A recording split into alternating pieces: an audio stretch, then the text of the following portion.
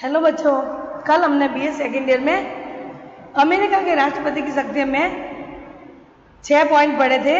इसमें थोड़ा बाकी था, वो शुरुआत करते हैं। अमेरिका के राष्ट्रपति के शक्तियों में कार्यपालिका संबंधी शक्ति। यदि पिछले यानी रूजवेल्ट ने ब्रिटेन को 50 अमेरिकी विध्वंस दिए थे। कांग्रेस भी राष्ट्रपति को अन्य राष्ट्रों के साथ समझौता करने का अधिकार दे सकती है। गुप्त कूटनीति के आधार पर राष्ट्रपति को गुप्त समझौते करने की भी शक्ति है, यानी गुप्त रूप से वो संधि कर सकते हैं दूसरे देशों से, किसी को पता भी नहीं। वो संधि पर्सनल होगी, उनके देश के सुरक्षा के लिए ऐसी संधि होगी। यदि पिछले वर्षों में अंतर्राष्ट्रीय राजनीति के अंतर्गत अमेरिका द्वारा अपनाई गई स्थिति का अध्ययन किया जाए तो भी ये बात नितांत स्पष्ट हो जाती है कि अमेरिका की विदेश नीति के संचालन में राष्ट्रपति सर्वाधिक प्रमुख रूप से भाग लेता है। जैसे कि 1962 में क्यूबा विवाद, क्यूबा संकट शीत युद्ध के समय हुआ था, जो सोवियत संघ ने क्यूबा नामक टापू पर अपनी मिसाइलें तैनात की थी अमेरिका पर आक्रमण करने के लिए। तो अमेरिका को पता चला, फिर उन्होंने कहा कि आपके बेड़े वापस ले लीजिए, नहीं तो तीसरा युद्ध हो जाएगा। तो वापस ये शांत रहा था 1962 में, क्यूबा संकट इसको कहते हैं। 1979 का मिस्र इजराइल शांति समझौता और 1990 में इराक के प्रसंग में अमेरिकी कार्रवाई तथा पुनः 2002 से 3 में इराक के प्रसंग में सैनिक कार्रवाई इस बात के प्रमाण है कि ये एक तथ्य है कि वैदेशिक संबंधों का अंतिम नियंत्रण राष्ट्रपति के हाथों में है और एक महत्वाकांक्षी राष्ट्रपति विदेश नीति को अपनी इच्छा अनुसार दिशा प्रदान कर सकता है। यानी कोई राष्ट्रपति पावरफुल हो, चमत्कारी हो, ज़्यादा शक्तिशाली तो ये शक्तिशाली है, इसके अलावा उनके व्यक्तित्व अच्छा हो, तो वो सारी विदेश नीति की सारी अपने इच्छा अनुसार दिशा में संचालित या दिशा प्रदान कर सकता है। लास्ट पॉइंट है कार्यपालिका की शक्ति में, लास्ट पॉइंट है, और भी है विधायी शक्ति, लेकिन इसमें 7वां पॉइंट है सशस्त्र बलों का प्रधान सेनापतित्व। संविधान के अनुसार राष्ट्रपति, अमेरिका का राष्ट्रपति सशस्त्र बलों का सर्वोच्च सेनापति है और इस नाते वह जिस प्रकार चाहे सशस्त्र बलों का प्रयोग कर सकता है। राष्ट्र की प्रतिरक्षा का उत्तरदायित्व राष्ट्रपति का है, यानी इनके अनुसार जो राष्ट्रपति के राज्य की देश की प्रतिरक्षा का भी उत्तरदायित्व राष्ट्रपति के हाथ में ही है, तभी वो जल, स्थल और वायु सेना का प्रमुख होता है। इस उत्तरदायित्व को पूरा करने के लिए उसे ये स्थिति प्रदान की गई है कि संविधान के अनुसार युद्ध की घोषणा करने की शक्ति कांग्रेस को प्राप्त है, लेकिन सशस्त्र बलों को आदेश देने और यानी कि युद्ध की घोषणा तो कौन कर सकती है? संसद करेगी, लेकिन सशस्त्र बलों को आदेश देने, युद्ध का संचालन करने की शक्ति राष्ट्रपति को ही प्राप्त है। यानी राष्ट्रपति ही सशस्त्र बलों और उनके आदेश देने का कार्य और संचालन राष्ट्रपति ही करता है। व्यवहार के अंतर्गत राष्ट्रपति सशस्त्र बलों का प्रयोग इस प्रकार कर सकता है कि कांग्रेस के सामने युद्ध घोषित करने के अतिरिक्त और कोई मार्ग न हो, यानी युद्ध करना ही है। अब तो पूरा आगे वाला देश सामने आ गया है, युद्ध होना ही चाहिए।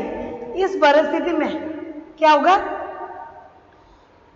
तब जाके कांग्रेस के सामने ये घोषित हो जाएगा कि युद्ध होके रहेगा, तब ये मार्ग राष्ट्रपति फिर सशस्त्र विद्रोह का प्रयोग कर सकता है और कांग्रेस के सामने ये अपना प्रदर्शन कर सकता है।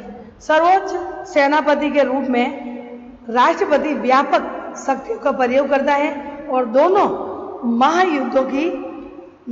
महायुद्धों को दृष्टि में रखते हुए ये कहना बहुत ही अधिक अतिशयोक्ति पूर्ण नहीं होगा कि युद्ध काल में उसकी स्थिति लगभग एक अधिनायक जैसी हो जाती है।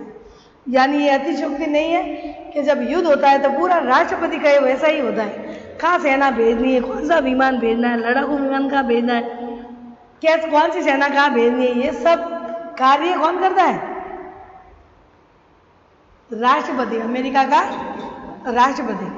अब हम अमेरिका की राष्ट्रपति के विधायी शक्ति पढ़ेंगे। कौन सी?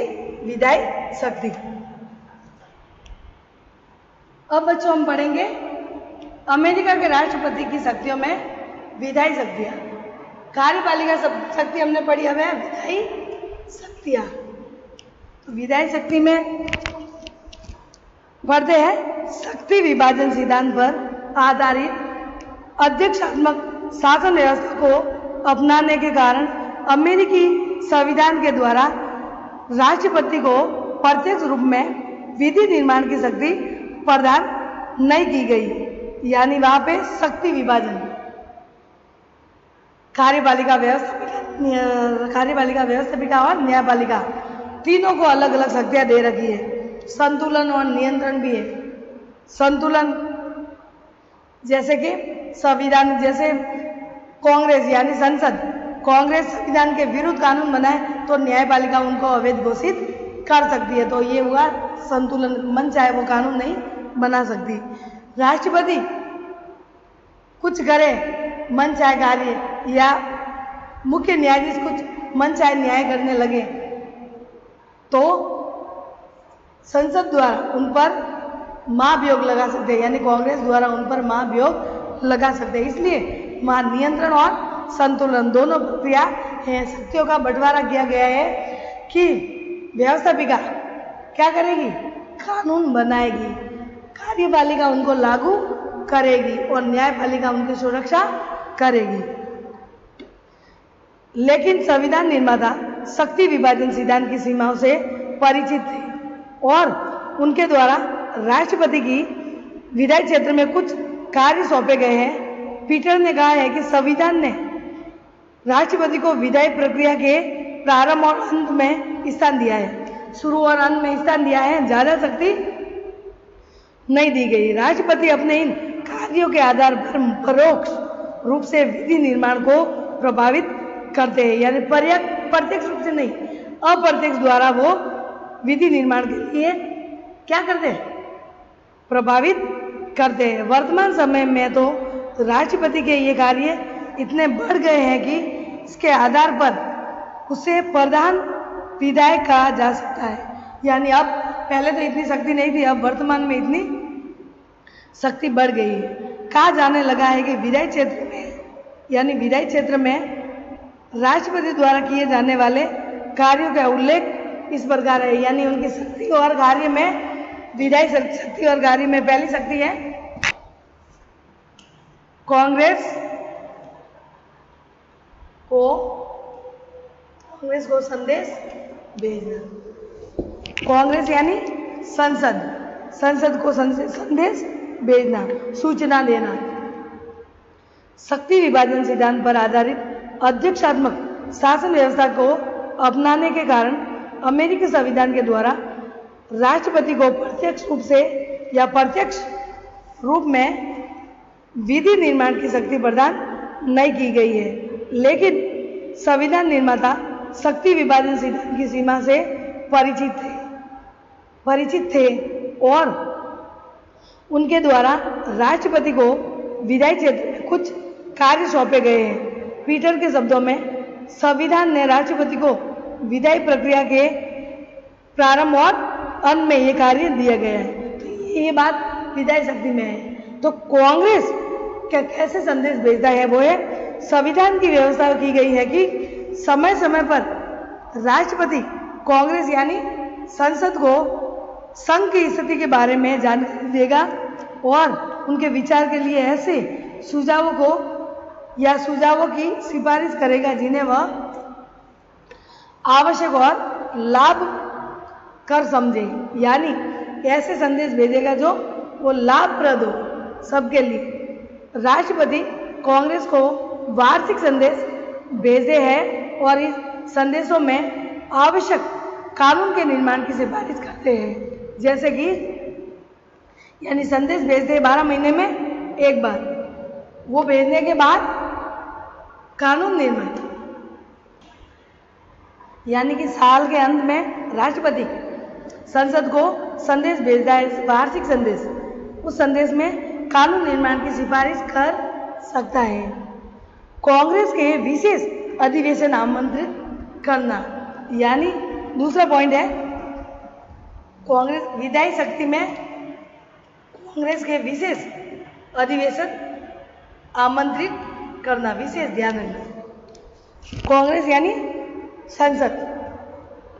संविधान के अनुसार राष्ट्रपति को यह अधिकार प्राप्त है कि यदि कोई महत्वपूर्ण या अति आवश्यक स्थिति उत्पन्न हो जाए तो वह कांग्रेस के अधिवेशन की अवधि बढ़ा सकता है और कांग्रेस का विशेष अधिवेशन बुला सकता है। यानी ऐसी कोई परिस्थिति आ जाए, आपदा आ जाए या फिर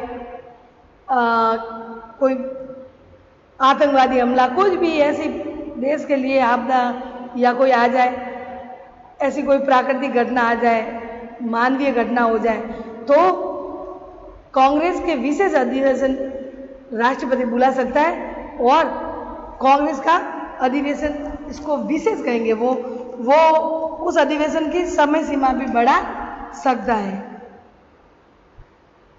इस प्रकार से राष्ट्रपति के विधायी शक्ति में ये बातें आ जाती है। तीसरा है निषेधाधिकार। निषेधाधिकार यानी मैं मना करता हूं, यह है निषेधाधिकार। ये अलग अलग है उनके, इसमें निषेधाधिकार में विलंबकारी निषेधाधिकार है, ये भी निषेधाधिकार है। दो निषेध करने का अधिकार है, मना करने का अधिकार। निषेधाधिकार यानी मैं मना करता हूं। तो राष्ट्रपति कुछ बातों के लिए, दो बातों के लिए वो मना कर सकता है, तो निषेधाधिकार में पढ़ेंगे।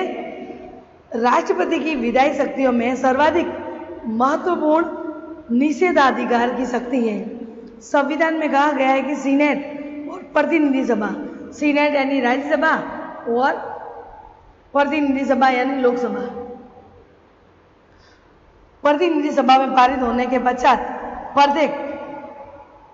प्रत्येक ये संविधान में कहा गया है बच्चों, प्रत्येक विधेयक कानून बनने से पूर्व संयुक्त राज्य अमेरिका के राष्ट्रपति के पास भेजा जाता है। यानी कानून जब व्यवस्थापिका यानी संसद कानून बनने के बाद वो राष्ट्रपति के पास भेजेगा।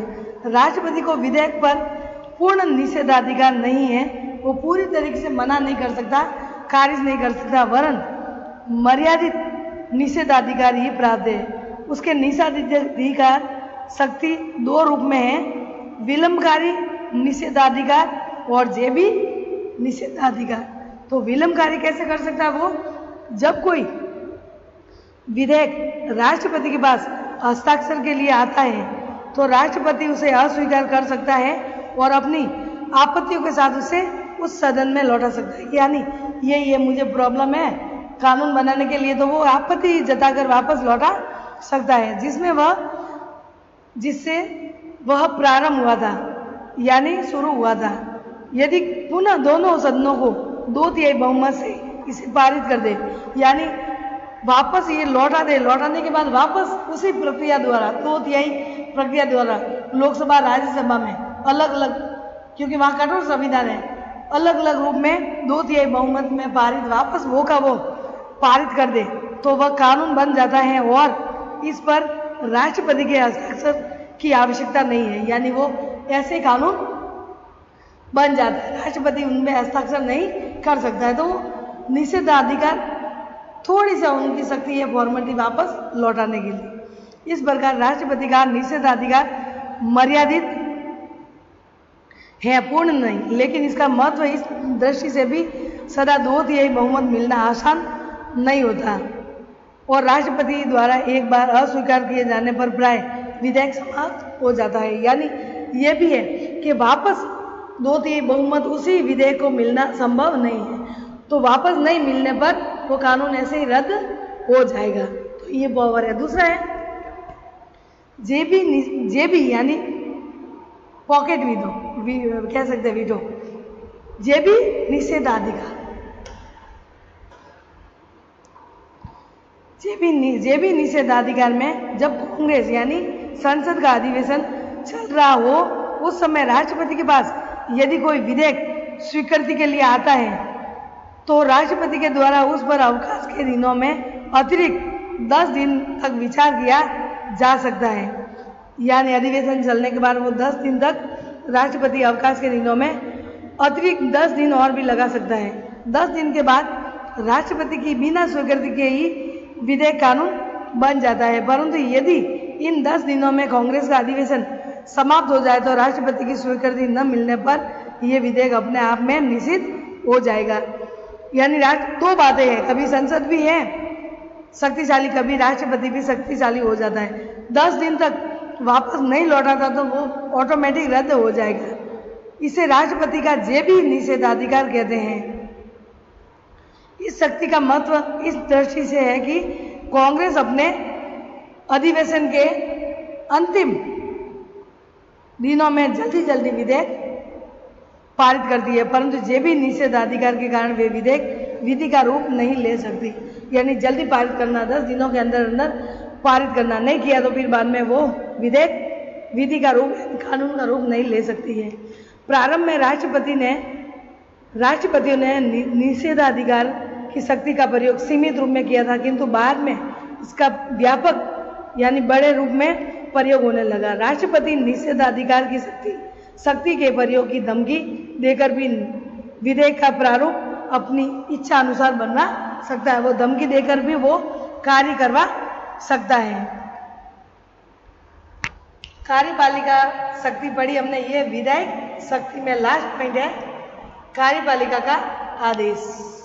कार्यपालिका का क्या आदेश होता है इसमें पढ़ेंगे। निषेधाधिकार राष्ट्रपति को निषेधाधिकार विधायी शक्ति प्रदान करता है, तो राष्ट्रपति के द्वारा सकारात्मक विधायी शक्ति का प्रयोग कार्यपालिका आदेश के माध्यम से किया जाता है। राष्ट्रपति को शासन विषय का आदेश जारी करने का अधिकार प्राप्त है, जिसका कानून के समान ही महत्व होता है। इसे प्रदत्त व्यवस्थापन या अध्यादेश शक्ति भी कहते हैं। इस प्रकार से कार्यपालिका का आदेश मानकर यानी कार्यपालिका में सारे मंत्री आ जाएंगे, मंत्रिमंडल और राष्ट्रपति, तो ये सारे मिलकर प्रदत्त व्यवस्था यानी व्यवस्थापिका के कार्यभार बढ़ गए, इसलिए आधा कार्य किसको दे दिया, कार्यपालिका को दे दिया। इसलिए वो कार्यपालिका में उसके खिलाफ, व्यवस्थापिका के खिलाफ अध्यादेश, किसी मंत्री के खिलाफ अध्यादेश जारी कर सकते हैं। अब है व्यवस्थापन को प्रभावित करने वाले अन्य साधन।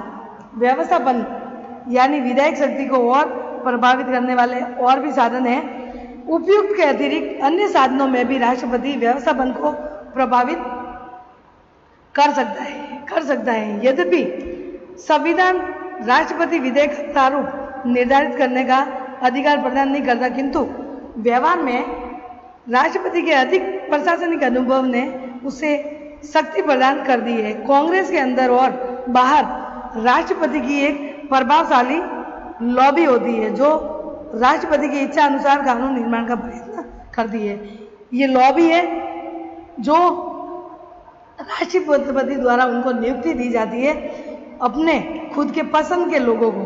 राष्ट्रपति को हजारों पद पर नियुक्तियां करने का जो अधिकार प्राप्त है, उनके आधार पर राष्ट्रपति कांग्रेस सदस्यों पर कृपा कर उनसे बदले में विधि निर्माण क्षेत्र में सहयोग और सद्भाव की आशा कर सकता है। यदि कांग्रेस राष्ट्रपति की इच्छा अनुसार कानून निर्माण का कार्य नहीं कर रही है तो वह राष्ट्र के सर्वोच्च नेता के रूप में लोकमत की सीधी अपील भी कर सकता है। वो दूसरों को भी कह सकता है कि ये कानून निर्माण सही नहीं है। और इस सब के अतिरिक्त कांग्रेस सदस्यों के साथ सम्मेलन और अनुरोध के आधार पर उनके द्वारा विधि निर्माण कार्य को प्रभावित और सफल प्रयत्न कर सकता है राष्ट्रपति। वस्तुतः राष्ट्रपति विधि के क्षेत्र में पर्याप्त शक्तिशाली होता है क्योंकि उनको लॉबी के द्वारा वो कानून को बदल सकता है। एमएस सैम्बलनैन ने 1946 से 50 वर्षों में कांग्रेस के द्वारा निर्मित 96 महत्वपूर्ण कानून का विश्लेषण कर अपनी पुस्तक राष्ट्रपति कांग्रेस और विधायन 20% कानून कार्यपालिका के प्रभाव से, 40% कांग्रेस के प्रभाव से और 30% कांग्रेस और कार्यपालिका दोनों के समान प्रभाव से तथा 10% गैर सरकारी निजी हितों के प्रभाव से बने हैं। उनसे ये बताया गया है कि 20वीं सदी के अमेरिकी संवैधानिक इतिहास की प्रमुख विधि घटना के क्षेत्र में कार्यपालिका एक शक्ति के रूप में उदय हुआ है। विधि निर्माण के क्षेत्र में राष्ट्रपति की इन समस्त शक्तियों के बावजूद यह मानना होगा कि राष्ट्रपति विधि निर्माण कार्य को प्रभावित ही नहीं कर सकता, प्रभावित कर सकता है लेकिन नियंत्रण नहीं। विधि निर्माण में उसका वास्तविक प्रभाव स्वयं उनके व्यक्तित्व, कांग्रेस के दोनों सदनों में उसके दल की स्थिति और उसकी नीति की लोकप्रियता पर निर्भर करता है। इस प्रकार से बच्चों ये सब बातें विधायी शक्ति में, ये सारी कार्य विधायी कार्य या शक्ति में राष्ट्रपति के शब्द इतना शक्तिशाली है। फिर भी कह सकते हैं कि वो इतना शक्तिशाली नहीं बन सकता। कांग्रेस विधि निर्माण कर सकती है और वो सिर्फ फॉर्मेलिटी के लिए अपना वो कर सकता है लेकिन ज़्यादा शक्तिशाली नहीं है। लेकिन वो इस शक्ति में खुद की वो वैदेशिक संबंध वगैरह पड़े कुछ बातों के लिए ज़्यादा शक्तिशाली है, लेकिन कानून बनाने का अधिकार किसका होता है? व्यवस्थापिका का, और लागू करने का अमेरिका का। इसलिए लागू करने के लिए कार्यपालिका का है।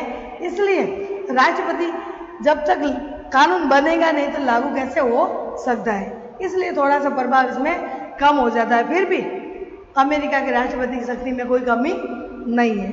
कल हम पढ़ेंगे न्यायिक शक्ति। ठीक है बच्चों, बाय।